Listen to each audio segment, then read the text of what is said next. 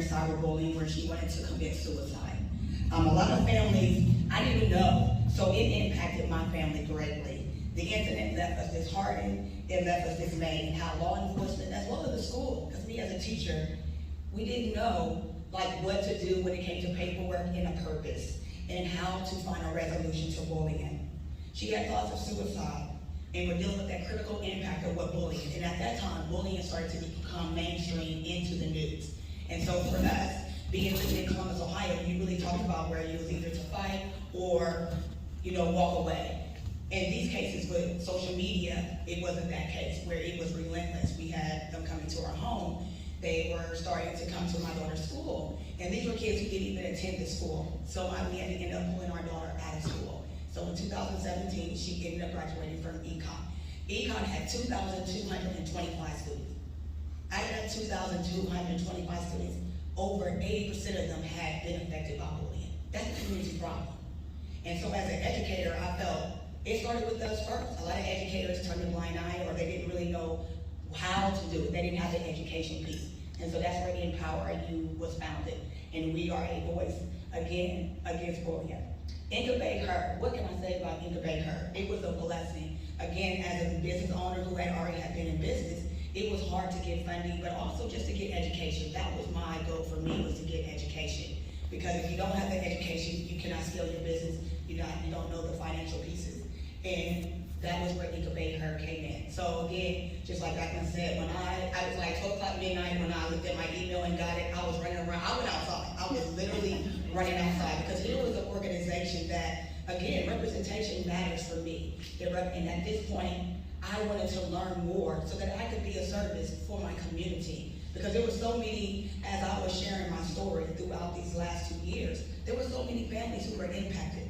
Where if they was not impacted, a lot of the students, on the other hand, knew what bullying looked like, but there was no resolution. A lot of educators didn't know what to do, so they just turned a blind eye. A lot of principals didn't know what to do, even though we see it in our handbook every day. And so as an educator, I felt that we had to have that education piece, and that's where Incubate Her came in. They showed me how to build those community relationships with the police officers, build a community, a village, where not only did we have the leadership, but we had police, we had President Hightower. They wanted us to learn, they wanted us to grow in our business, and that's what Incubate Her. Incubate is like an egg, and we grew, and we hatched. And for me, it was like I hatched. When I came out of my egg, it actually blossomed me to where I was able to grow my business, not just for me, but grow my business as a family. I was able to now reach, during COVID, 400 families. And for me, literacy became a piece that was dear to me, because when COVID went home, a lot of our families didn't have those resources, especially in our urban communities. Again, representation matters. They didn't have those resources. So we set out on foot, we got in cars, our board was working with Cleesia, was they my ear? You gotta be on task, staying accountable for what you're doing. But it also learned me how to grow in my community. It allowed me to be a servant in my community. Incubate Her allowed me to be who I was, to be an educator, but also to be a family to my community who needed us. And so throughout those 2 years, we were able, in being a part of Incubate Her, I was able to provide books. Again, the libraries were closed. And we were able to build with the law enforcement. They came to the parks because, again, most businesses were closed. And so it allowed us to be immobile. It allowed us to get out there in those grassroots areas that had food insecurity, that had, didn't have a job.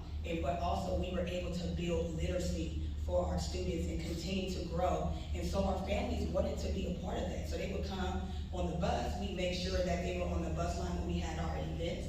And that was, again, it came back from Incubate Her, showing us what we needed to do to continue to grow our business. And so here I am 3 years later, and a year later from Incubate Her, and it has been one of the best experiences of my life. Not only just the financial piece, but also just allowing us to, share your story. I think when people get to know who you are, they get to know what your business is. And bullying is impacting not just in our community, it's impacting across all communities in all facets of life. It doesn't matter what your culture is. And that's where Empower You, we're able to bring inclusion, diversity, and acceptance into our program. And that all came because of Incubate Her. Thank you.